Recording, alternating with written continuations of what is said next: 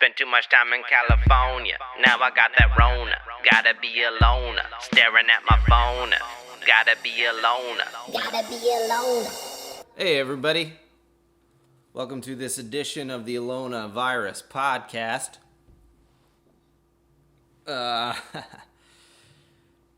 We're at what, week 3, 4, something like that, of doing this quarantine thing. Things are pretty weird. I feel like the vibe is changing a little bit.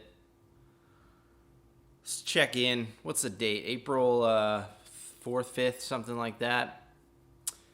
I went for a run outside today for the first time, and I did not like it.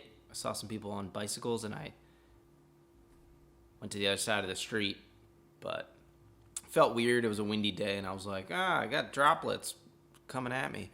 And there were a lot of people out. It just, and normally around here, I don't see any cars. So just the fact that there were people was bizarre. Yeah, it made me feel kind of uncomfortable. I don't know if I'm going to do it again. But I've kind of gotten to a point where I'm starting to feel creative again, working on some things besides this podcast. So I'm going to maybe get to a more normal release schedule once a week, maybe twice a week. But I've tried to put them out as soon as I record them because I feel like things change so quickly. Things like, news and what's relevant and which tigers have been infected with the coronavirus. So, yeah, that's the main news. All of the memes in the zeitgeist right now are just combining into one and living inside the British Prime Minister, I suppose. Which is actually sad. I mean, he might, he's in intensive care. That's not good. So I won't make any jokes about him. Seems like a nice man. With just a bad Dumb and Dumber haircut, and that's okay. I hope he gets through this. I hope we all do, and I know we will. But just it's weird.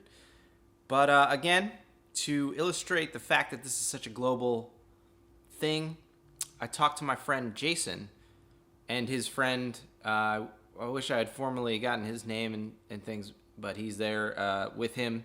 He says a few things. I think he's just, he was there as a true Japan expert. Jason's lived there for a while, but he didn't grow up there. So he wanted someone there, I think, to feel more comfortable, and he provides some insight here and there. And if you're watching the video, you can see him there as well. Seems like a nice man.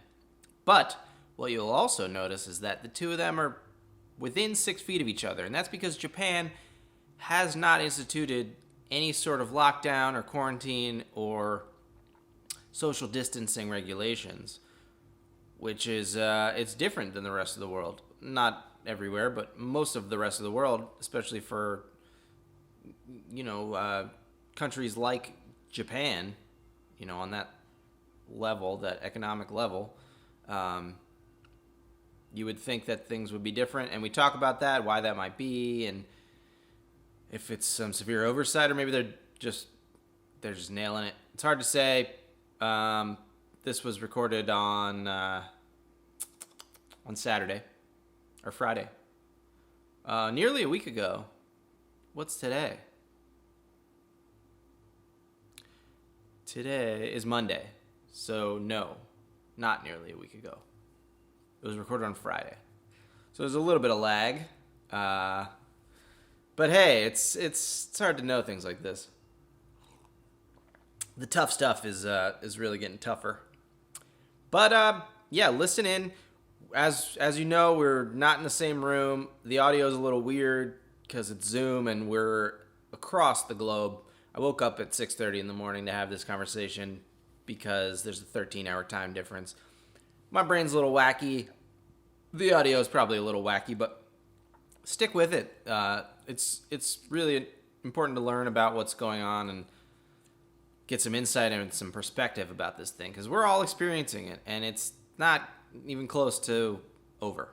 So let's see. I don't even remember what I said. I woke up at 6:30, had this delightful conversation, and then went back to bed. So I'm just as interested as you to see what we talked about. Okay, here's the Alona virus with Jason and friend from Kumamoto, Japan. Cheers. Hi, dozo. Well, hopefully this goes well. My brain's a little unactivated at the moment, but I feel like all right, let's get into it. What's the general vibe like in Japan about coronavirus? Like it seems like from what I've read, it seems to be like an anomaly in like globally in how either it's being handled or how people are kind of dealing with it. It's like I'm not like I haven't been in any other country, so I don't know how directly to compare what the sort of feeling on the street is. But here it was like about a month ago, like early March, was when the coronavirus first came out, and like there was the princess cruise ship. There's a cruise ship in Japan. Do you remember that? Where like the cruise ship was like docked in Japan, but they wouldn't let the people out because coronavirus was on the cruise ship. Yeah, I heard about that. That was the main news, and that sort of freaked everybody out. And that was when they canceled school for the next month, and people were sort of freaked out. But then they didn't really follow through with that, and just sort of didn't have any specific guidelines for after that. And people were sort of like questioning. This was before like America really got hit hard, before Italy really got hit hard. So it's sort of like, why are we, being this?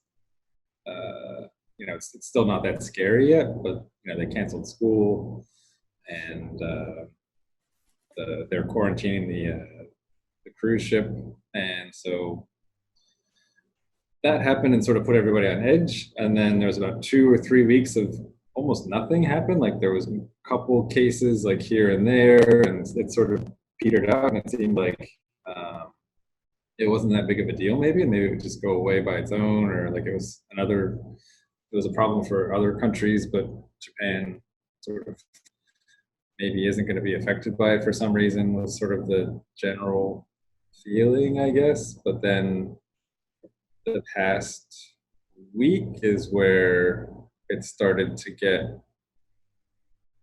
become more of an issue in Tokyo, and it spread throughout the country. It's still, I mean, pretty low compared to Europe and the U.S., but now we're looking at Europe and the U.S. and seeing how crazy things are going, and now everybody's trying to work to not end up like what's happened in Europe and the U.S. But there's still a lot of people that aren't really, like, it's not happening to them. It's not in their town. They don't know anybody that's infected and stuff. So they're still, going out and doing things. And it's not nearly as it's not locked down at all. Tokyo is maybe a little more strict about what they're doing, but here in Kumamoto, like, it's not locked down, but there are a lot of shops that are closing just because even though it's not locked down, there's, like maybe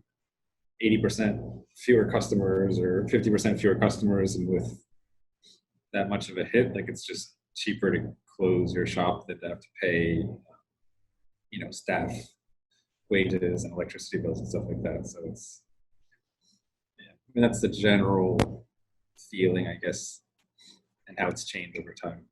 So I guess I should say that you're in Kumamoto, which is somewhat removed from like Tokyo and things that people know well. Yeah. It's Kumamoto is on the southernmost large island of Japan called Kyushu, and it's sort of centrally located there. From Tokyo, it's like an hour and a half by plane, so it's like one of the farther than most places from Tokyo, I guess. And so it's a smallish city, around 700,000 people. But it was one of the one of the earlier places to get a case of coronavirus, and it's still for the low number of like the smaller population that it has. I think we right now have 15 confirmed cases in the prefecture, which is I think about 1.5 million people. Wow. Which is still, I guess, low compared to like Europe and the US, but it's higher than a lot of other prefectures of similar populations. Well, one thing I was reading is that there's obviously politics like embedded in this in every country, and it seems like from what I have read, the consensus seems to be that Japan may have created a false sense of security, like through lack of testing or just because of the whole like Olympics thing, and like to try to not scare people away essentially. And now that is changed, there seems to be a little bit of like a walking back of that approach and like more testing and all that stuff. And like, do you think do you have any way? I mean, you don't have no way of confirming that, I guess, but do you think that might be a real thing? Like I really like to believe that people or the government wouldn't do stuff like that, and that it would be nice to believe that, but there's questions and stuff. I mean, Japan sort of when the earthquake, tsunami, and the nuclear power plant, when that whole thing happened, like there was an issue with covering up information there, not releasing information properly, and not being straight with people. And so there was a lot of sort of trust issues there, I think, between sort of the government and maybe not even the government, but the power company and the public. And so there were trust issues sort of that occurred as a result of that.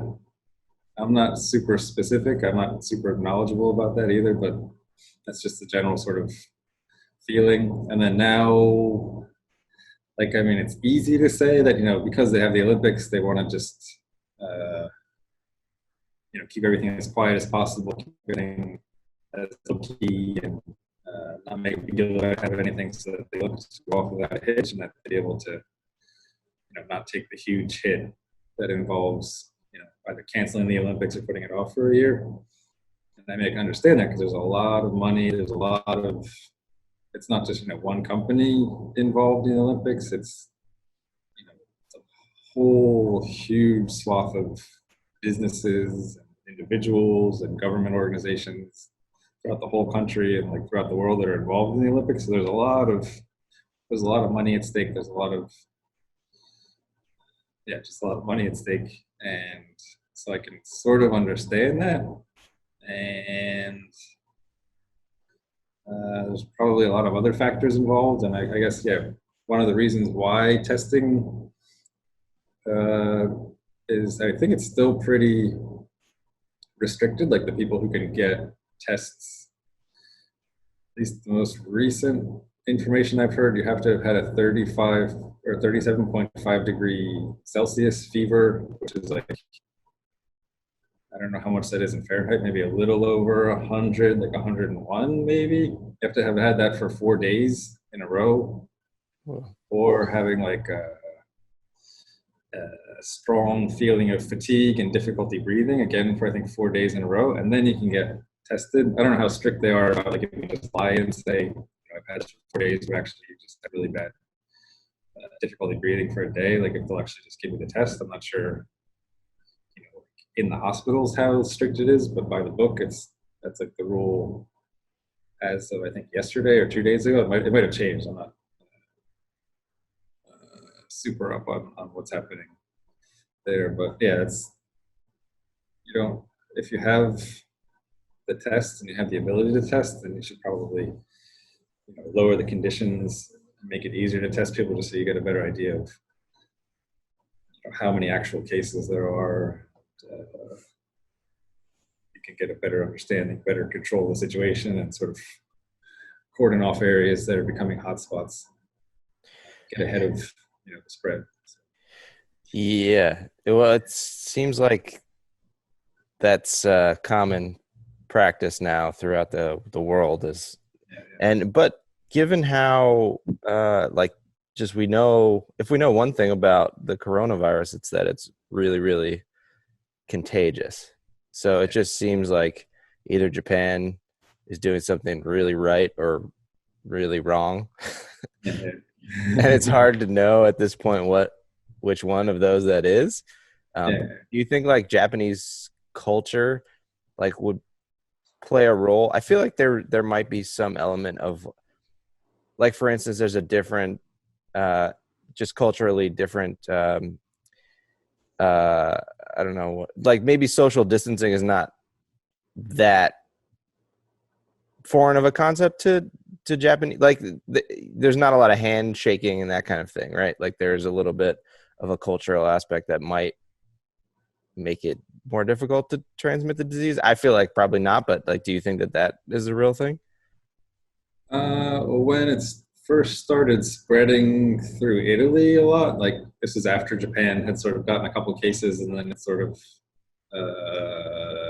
settled down a little bit, and then Italy started going crazy. Like I heard from a couple people saying, like, well, Italians, when they greet each other, they kiss each other on cheeks, they hug each other a lot and stuff. So like Japan doesn't ever touch other people really. Which is that true? People will like pat each other on the back, like more like people on the friendlier side will, pat each other on the back, and handshakes in business are not well, I guess I'm a foreigner, so that's people will sometimes like give me a handshake when they wouldn't give another Japanese person a handshake, I guess. So I get handshakes fairly frequently when I meet somebody new, or like when I'm seeing somebody for the first time in a while. There's some like Japanese people who go out of the way to shake people's hands and stuff, like politicians, stuff like that. But I mean, it is a lot less touching than even the U.S. Like the U.S., it's like hugging is a fairly common thing when you see somebody the first time in a while. Or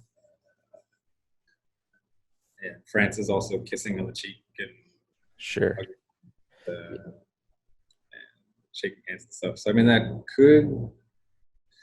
that's probably a factor. I don't know how big of a factor it is, but it could be a big factor. I mean, if it's not airborne, and like you need to have some contact, or like it doesn't last very long in the air or something, and the most direct way to spread it is through direct contact, then I guess not touching people is a good way to sort of prevent or to get a hold on the spread. Yeah.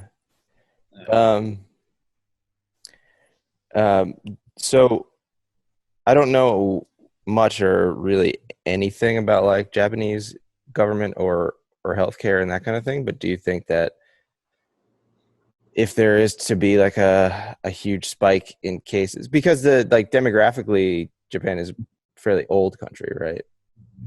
So potentially vulnerable to some like poorer outcomes, given the statistics that we have. But do you think that Japan is able to, is it equipped to take like a big epidemic, like a local epidemic? Have they seen anything like that? I mean, what are the general facilities like? Do you have access to healthcare, like that kind of stuff? Like how do general people interact with the healthcare system? Like here, it's a national healthcare system, so like almost everybody has health insurance and stuff. So it's not. I think that's sort of a big difference from what I'm hearing from people in the U.S. is like, if you don't have health insurance, then you're sort of hesitant to go to the doctor. Whereas here, like it's just, if you just have a cold, you go to the doctor to get medicine. It's also kind of a little bit different because the medicine available at pharmacies is a little different. Like you can't get decent cold medicine here without a prescription, whereas in the US you can get by with like non-prescription cold medicine. So it's just easier. It's also really cheap to go to the doctor and get cold medicine. I think it's like maybe like $5 or $6 copay to go see the doctor, and then maybe another $5 or $6 for medicine at most, I guess. So it's not expensive at all. Like it's a fairly common thing. So if you do feel like, if you're feeling weird or if you're feeling out of sorts, then it's not something that you don't worry about going to the doctor. Like it's just a normal thing, I guess. And but I don't know. I don't have any idea about how many like beds per person, or how many, like what the actual facilities, how they compare to those like overseas and stuff. I mean, everything seems fairly well equipped, and during normal times isn't really overrun, I think. And there's a couple of really big hospitals in Kumamoto City. So in normal times it's okay, but I think if a good percentage of the population gets infected, I think it's probably going to be a rough time. And I don't know if there's anything like administration-wise. I don't know if there's anything the national government's doing to sort of prepare hospitals for what could come. I mean, they might be doing something. I would be surprised if they weren't doing something, but just I'm not a professional, or I'm not really directly involved in the healthcare field, so I'm not sure what's going on there. And okay, as far as like I was reading that the prime minister issued something like this week that they were going to send 2 masks to every family, which seems like I thought it was silly, but like is that how people are taking that over there? We both sort of laughed when you mentioned that, and he was was also telling me, like, if you don't talk about the masks, like I'll remind you to talk about the masks, because it was sort of, I think it was after, I think France or Spain and a couple other countries had sort of been like, we're giving all of our citizens however much money. And the US also came out and said, we have this big stimulus thing that's going through. We're going to give each person this much money. And then after that, like, the Prime Minister Abe comes on TV and he's wearing this like tiny mask. Like it's like, here it's the kind of mask that elementary school students wear. Like there's sort of like cloth masks that like just barely cover your nose and doesn't really seem to do anything. So he's wearing that and saying, like, we're going to give 2 masks, not even per person, it's 2 masks per address. So like if it's a family of 4, then only 2 people get a mask. And so it's like a lot of people were like just laughing, like, are you serious? That this doesn't seem like it's a big thing for the prime minister to come out on TV and like announce this, but this isn't really going to help at all. So there's another thing that came out today that had a little more was a little more meaningful, I guess. Like I don't know if it actually passed or if it's still like in the negotiation phase, but they're thinking about having 300,000 yen, which is the equivalent of about $2,500, maybe $2,600, given to certain households. Like they haven't. The news article I read didn't say like what the conditions were, but you have to apply for it in order to receive it. And so that might be a good thing. Like one of the conditions for that is that you have to show that your income has decreased as a result of the coronavirus. And so, like, I mean, to be honest, like everybody getting $1,000, everybody getting $2,000 is good for some people that don't have enough money, don't have any money. But there's probably a lot of people that $1,000 is not, like rich people, $1,000 is not a big deal. And essentially that money is kind of wasted on them, I think. And so having it, not just a blanket, donation to everybody, having people actually have to, apply for it is, I think, a good hurdle. And so that ensures that maybe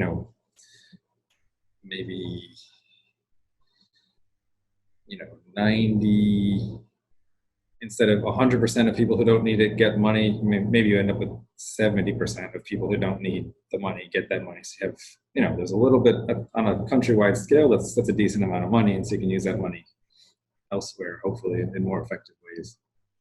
And so, but everybody's laughing about the mask thing and sort of criticizing the government about it. So far the stimulus package in Japan is two child's masks. 2 child's masks. There's been, since I own a business, like me and other small business owners are sort of worried about what kind of support the government will have. And so one kind of big thing that came out is like there's interest-free loans that are coming out where the interest is covered by the government. And so you can get loans. Again, it's not free money. It's just you have to pay back the loan like a normal loan. It comes through the bank. But it's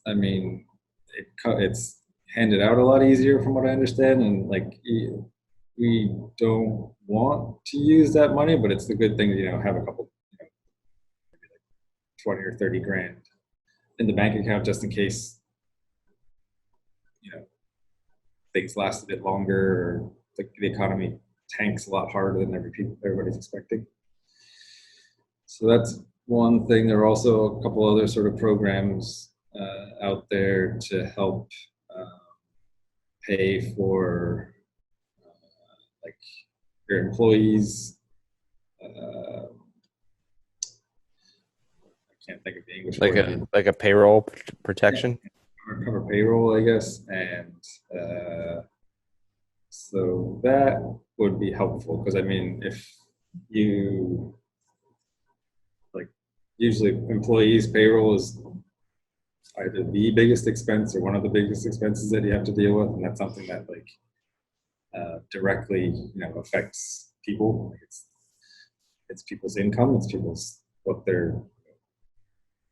how they're living, and so if you suddenly can't pay them anything, that's a pretty big that has a pretty big effect. So those sorts of payroll support programs. There's one that I was looking at that's it's not a loan, it's an actual grant. Grant that covered it'll cover. I have to read more specifically into it, but it depending on the size of your company, the percentage that's covered changes. So that would be pretty helpful. Is unemployment a thing in Japan? I haven't heard any direct stories of people getting laid off yet. Japan really it's been this past week where things have gotten sort of real, I guess, hot plus things. 派遣32秒来てる。派遣じゃない。32秒切られてる。 Oh, so she says, I'll translate for there's like an amusement park kind of in the next prefecture over, and they fired 30 of their sort of contracted workers, I guess. And so I guess there are places, especially places that are relying on tourism, are probably most heavily hit. But the tourism has been off for about a month now, and so she also told me a little bit earlier that there's a sort of a well-known Airbnb, sort of a bigger Airbnb place in Fukuoka, which is the main city on Kyushu. It's a fairly big city, and they completely went out of business at the end of March already. And so probably places smaller places that really rely on tourism are starting to go out of business or having to fire people and stuff. So it's not, I haven't heard numbers. I heard that the US has there's 10 million new unemployment applications, and then before that, the week before that, it was 4 million or 6 million or something. And so there are analysts saying up to it could be 14 or 15% unemployment this is done, that's pretty crazy. And Yeah, it's a wild time. Yeah. Are there unemployment benefits in Japan? yeah, there's unemployment security, I guess, like unemployment insurance, and I'm not sure how much that pays though. Like I think it's well it's not as much as in the US, I think, and I don't know. I really don't know how much that it pays out, but it's probably not something that you can really live off very long. Hmm. And yeah, the weird thing about this is that if there's a local national level like disaster or something, like what happened with the tsunami in Fukushima and stuff, and then also the earthquakes in Kumamoto, like it's a local thing and the rest of the world is still doing okay. And so, once the local area gets back on its feet, it can sort of rely on the rest of the world to come back and, visit and sightsee, and tourists like come and bring money, and, trade can sort of resume back to normal. But now that the entire world is in trouble, there's no other place to sort of rely on. And so if the entire world goes into 15% unemployment, 20% unemployment, 30% unemployment, like that could be pretty big, I think. Yeah, I don't really know what to expect. I don't think any of us do. But are your lives direct, like, other than you have a fewer clients, or your business is down, are your lives, like daily lives, affected yet, or do you think that they won't be, or like what how are things different for you? Well, like for me, it's like we have, like, our company is translation and interpretation company. Like we have an office for that, and then we also have a bar, and it's sort of two very different things that we do at the same time, and it takes a lot of time, and it's kind of difficult at times. But the translation and stuff, we're still working on projects that we're like sort of finishing in the end of March or like in mid-April. And so we're still working on that, and we're sort of busy finishing those projects, but we're sort of worried about if anything will come after that, if there's anything new that we'll be able to do in the future. And so that side of the business is just sort of worrying about where our next work is going to come from, if there's going to be any work. The bar itself, we closed the bar starting, I guess, a couple nights ago, and just because there was no there was not really that many customers at all. And the mayor of Tokyo, she came out and said, like, these are the places you should avoid, and it was like bars, like sort of lounge places, like karaoke, and those clubs, like places that also concert houses, I guess, and stuff like that. And so bars were listed as one of like the bad places to go. And so nobody's going to really, not nobody, but almost nobody is going to really go to bars for this foreseeable future. So we're in the process of switching from a bar to a hamburger lunch place. So I've been making hamburgers the past couple days, just sort of trying to, get the right sort of way to make them. I'm not a hamburger expert by any means. Like, I like hamburgers, and I've eaten a lot of hamburgers, and I think I know what a good hamburger tastes like, I guess. That's my only real sort of qualifications. So, but I mean, if we don't do that, like, there's nothing, like, nobody's going to come into the bar. So it's better to just try doing hamburgers. And we have like a good network of friends, and we, as a bar, we participate in a lot of markets and stuff. and so we have like a decent like following on social media and stuff like that. And so if we really lean hard on social media and telling all of our friends and getting their friends to tell their friends about that, then it might turn into something good. I mean, that's sort of what we're hoping happens. Like we're going to try and involve as many people as we can, get as many people, you know, to try hamburgers. And, Well, let's give it a plug in case anybody hears this. Where can they find it? they can find our hamburgers. Nothing's really set in stone either. There'll be the name of our bar is Voyager in Kumamoto, and if you follow us on Instagram or Facebook, we'll have more information in the near future. We're waiting on gas. We don't have gas in our bar, but we need gas for the griddle, and so we're getting a griddle. If we can get gas put into the bar, then we're going to get a griddle in the bar and make hamburgers that way. But yeah, we're still waiting on the gas guy to call me back and get everything to go ahead. So once that, if we get approved for that, then hopefully within the next week, we'll have hamburgers ready for people to eat. And we're going to be doing it's going to be takeout, and we're going to be setting up a drive-through.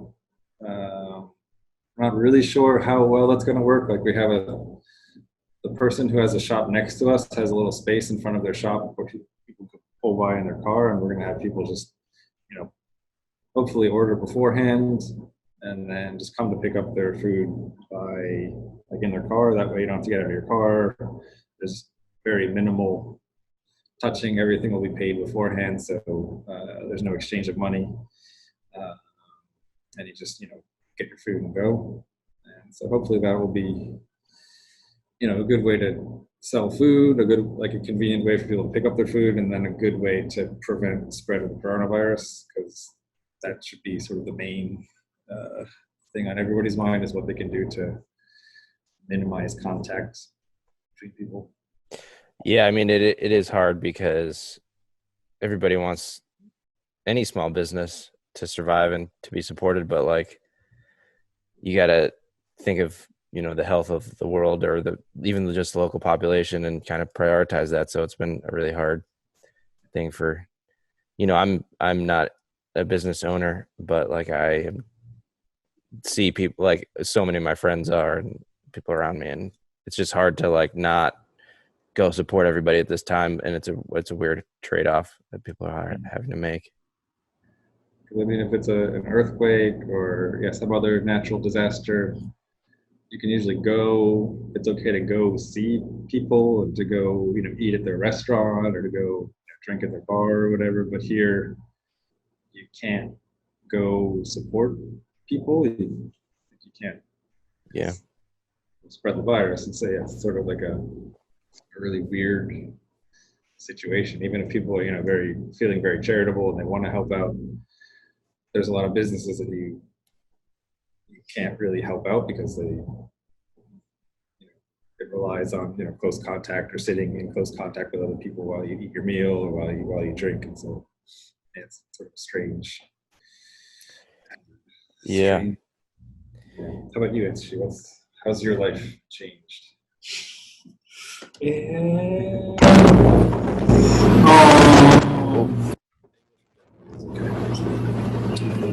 I'm getting some big loud noise. Well, something happened. All right, we're good. Never mind. Go ahead.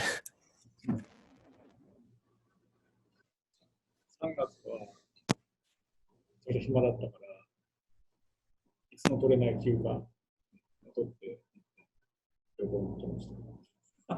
He says that she works there's an international center in Kumamoto. It's like a place where they have information for like foreigners living in Kumamoto, visitors to Kumamoto, and they also have like meeting rooms and like conference hall places and places where you can rent and do, you know, hold meetings and places and stuff like that. And he said that March was really slow, so he was actually able to take time off, which is kind of rare and sort of difficult to do normally. And so we took time off and went on a short trip to like the next island over, I guess.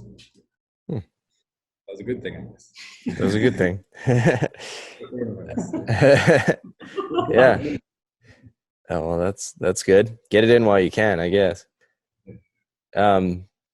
What was this project that I saw you posted about?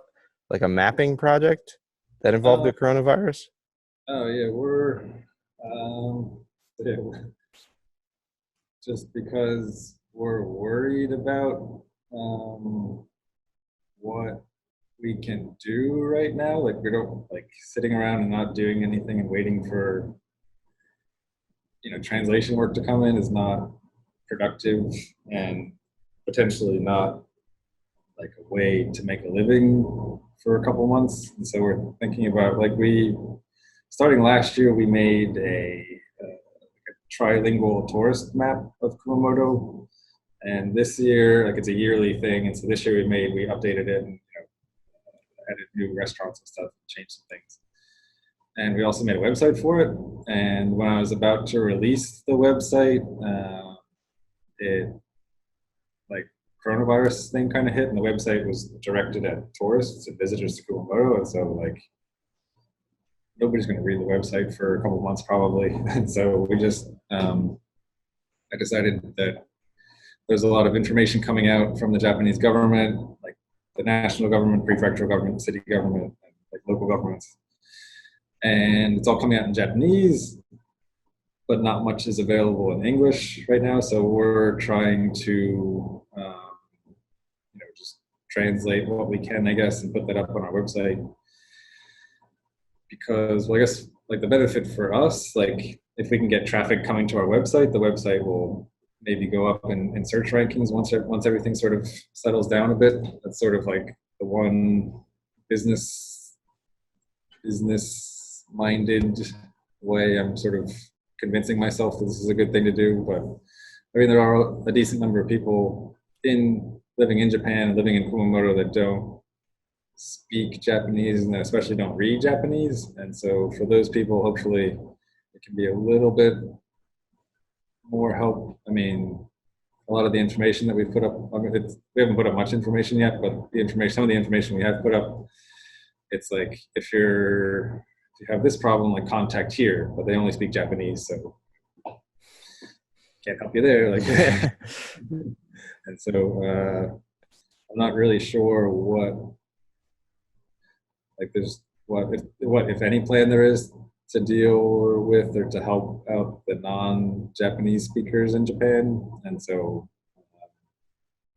we're just hopefully trying to get some of the information out, some of if there's a new case discovered in Kumamoto, just putting that up on our Twitter feed, or if there's a new policy coming out, then putting that up on our Twitter feed or something and letting people know. And then also, since a lot of places are switching to takeout, we also want to try and keep tabs on what places are switching to takeout and have new takeout options, and also if they deliver or whatever. So just acting as sort of like a central hub for that information. It seems like there's a couple places that are already doing that, and so it might not be worthwhile to do that in Japanese, but if we can do that in English, it might be helpful in another way. But so we're just kind of, since we're a translation company, acting as a bridge between Japanese speakers and non-Japanese speakers is something that we can do. Yeah. And where can people find that information? The website is kumamoto.guru, so KUMAMOTO.GURU. Kumamoto.guru. Kumamoto.guru. Okay. Yeah, that's the website, and like it's a half-finished website. Like I haven't completed it, and I was just like, all right, well, I just need this website up so I can post on it. And so like the posts, like we made one post so far, and I've made a Twitter account, I think yesterday or 2 days ago, and just have started updating that. And so as more people like suggest information that I should put up there, or as more developments occur, then I'll definitely be uploading to Twitter. And what's the Twitter? Twitter is Guru Kumamoto. And yeah, so I've just been up, like, we have a really good mayor in Kumamoto, like, it's really pretty, like, down to earth guy. Like, I mean, he does some things that people disagree with, like he wants to move the city hall, I think, and that's something that people sort of pushing back against. But like pick up and move a building or change the location of the building. And this is before coronavirus. Like right now, his hands are completely filled with corona, like handling the situation. But he has he's really active on Twitter and fairly open about what he's doing, and fairly honest, I guess, about what he's doing. And I think a lot of people sort of respect that. And like he's sort of I don't know, he's not Twitter famous, but he has like a decent number of followers all throughout Japan, just because he's really active and like a pretty like nice guy. He plays drums. Oh. Yeah. Good things for that. And yeah, he's a really nice guy, but he's also had a really difficult. He's probably had the worst time as mayor. Like he had to deal with the Kumamoto earthquakes, which happened in 2016, so 4 years ago. So he was mayor during that, and that was like the first real earthquakes that Kumamoto ever had, like ever. So he had to deal with that.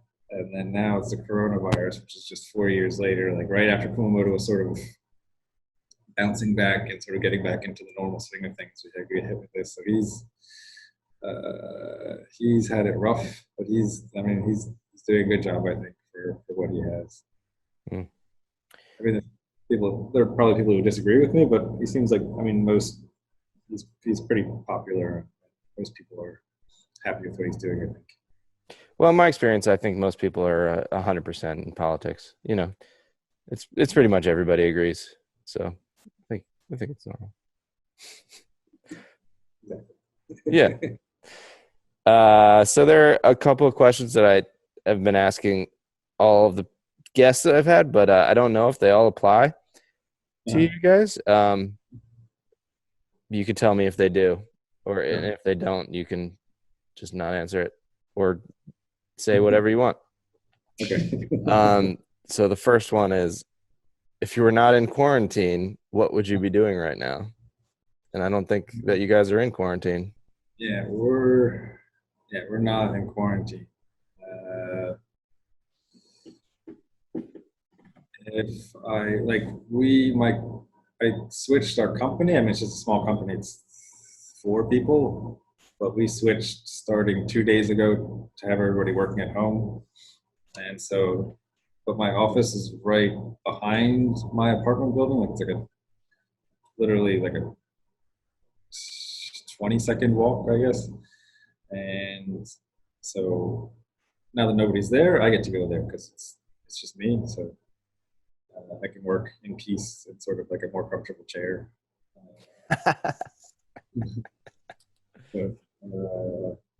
Yeah, so I mean, in that sense, we're sort of quarantining, and like because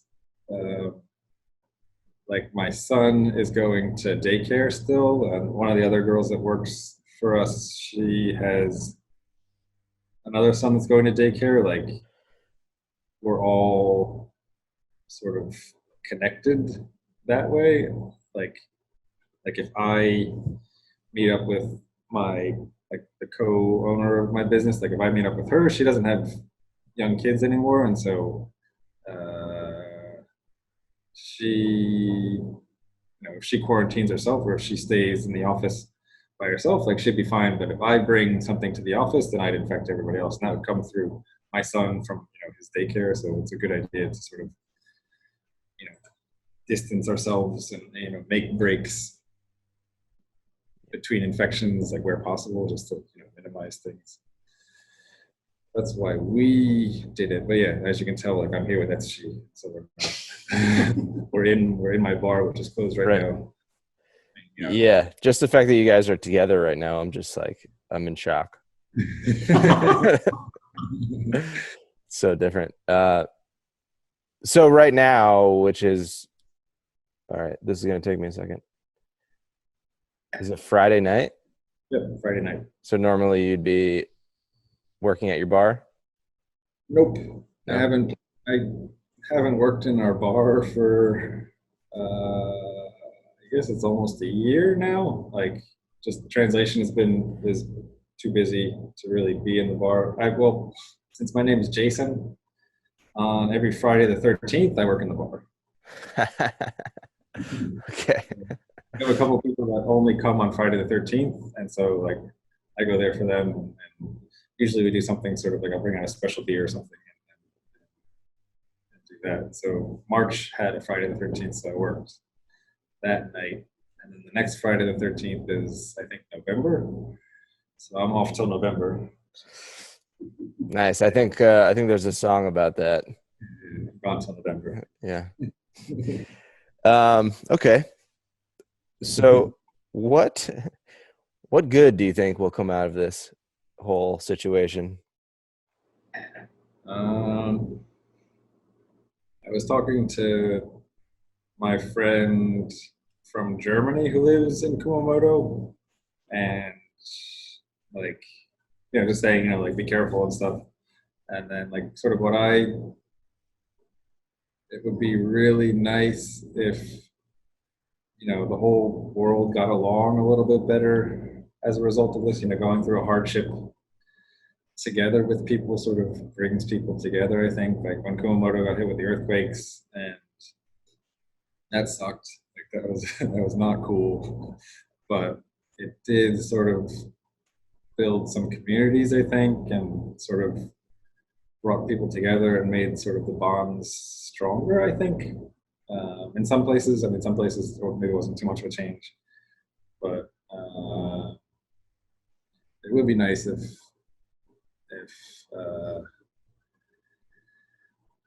especially the U.S. sort of got itself together and stopped thinking of it as two separate parties, and everybody sort of joined together to work for the good of the U.S. and for the good of the world would be nice. And also, yeah, some of the more petty disagreements between other countries.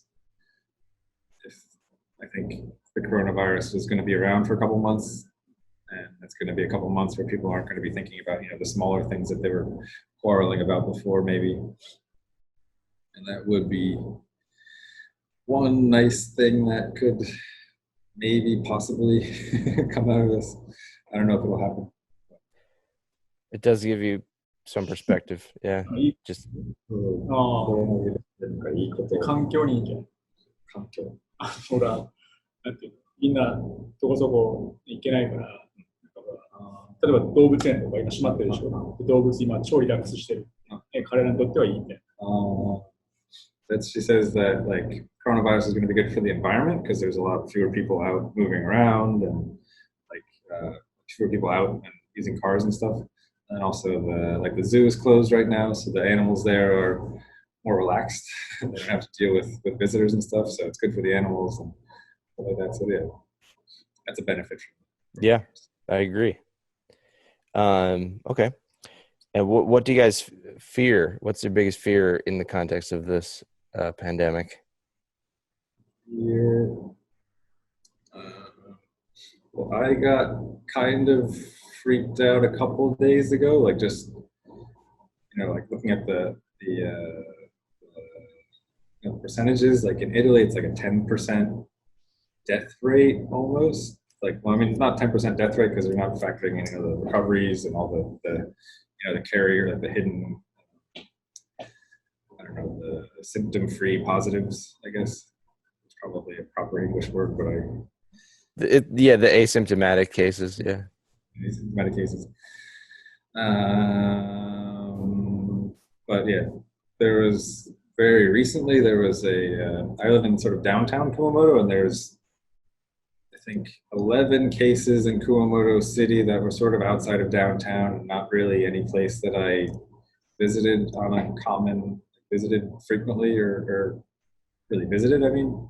But then the most recent case was found it was the owner of a restaurant downtown, like maybe a 10-minute walk from like my apartment. And that sort of like made it feel very close. And, got infected with coronavirus?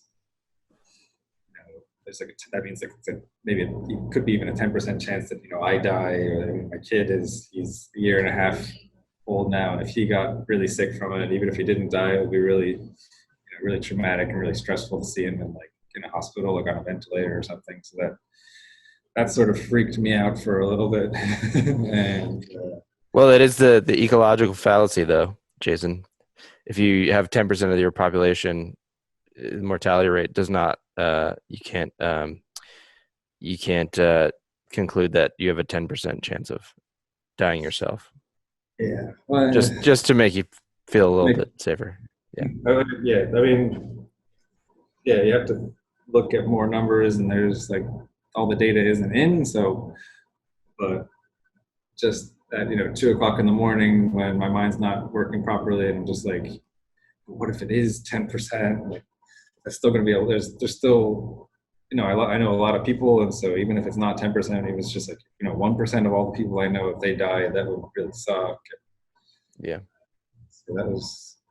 I mean, right now I'm fine. I think I got over that sort of mini panic attack, but it's definitely scary. Yeah.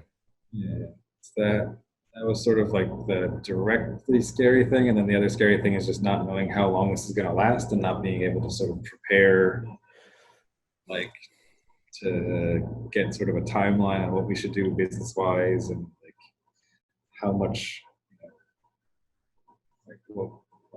is it going to be another month? Is it going to be 3 months? Is it going to be half a year? Could be another year. Could be 2 years. Like, nobody has any real idea, I guess. So that's also the other sort of looming back of the mind sort of source of stress, I suppose. そうだね。そうかな、志村けん、亡くなっちゃったし、なんかこう、もう、ね、誰でもかかってすぐ死んじゃうような感覚である。Yeah, there's actually a really pretty big turning point happened in sort of Japan's sort of consciousness of the virus. Like, a really famous comedian in Japan named Shimura Ken. He was 70 years old, so not super old. Like, he was still really active on TV and stuff. And like, to put him in maybe similar, like somebody similar in the US would maybe be, I was thinking Dick Clark, but I mean, Dick Clark he died a couple years ago, but sort of a similar, like, sort of Bob Hope, sort of everybody loves him, like, funny comedian, who, when he was younger, was a lot more active and had, like, really prime time sort of stuff, but now is sort of like, he has a couple TV shows and is just more of like a respected sort of comedian. So he got coronavirus, I guess, a couple weeks ago, and was in pretty serious condition. Then he died maybe a week ago. And on TV, it's just like remembering Shimura Ken TV shows, just like playing old clips of him and like friends of his talking about like how funny he was and stuff like that. Like, he's, I mean, even more than Bob Hope or Dick Clark. Like, it's a lot of, like, my wife, when she heard that news, like, it's people in their 30s, 40s. Like, he was somebody that people grew up watching. Like, and so that's sort of, he was like a really important figure. And like, when people were, elementary school, junior high school and stuff. Like a lot of, he had a really big influence on pop culture and sort of comedy. And like for me, he was like a really pretty famous guy and pretty funny and stuff. But for people my age who grew up in Japan, like he was, part of childhood and somebody that really had an effect on people. So that was a pretty big sort of turning point that I forgot to mention. That made it real. Okay, well, yeah, that pretty much covers everything that I have. Is there anything else that you guys want to add?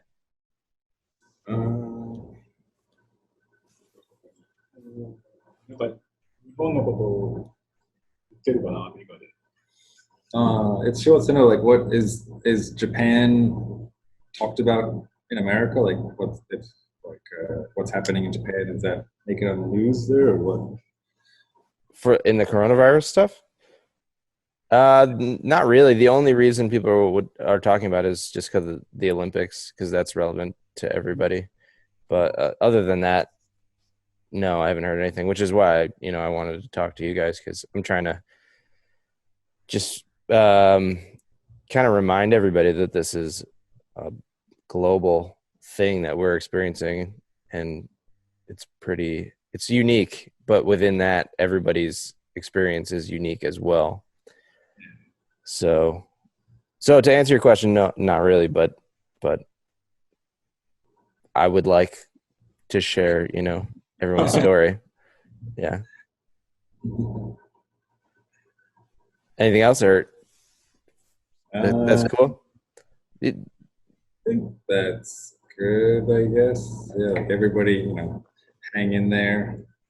The longer, like the better you do the quarantining, and us too in Japan here, the quicker we get everything under control and we, keep everything safe, then hopefully the quicker this will all end and we can get back to normal. So we're all in this together.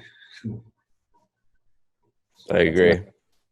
All right. Well, thanks guys for talking to me. Yeah, thanks for finding the time. Spent too much time in California. Now I'm in Pennsylvania. Pennsylvania.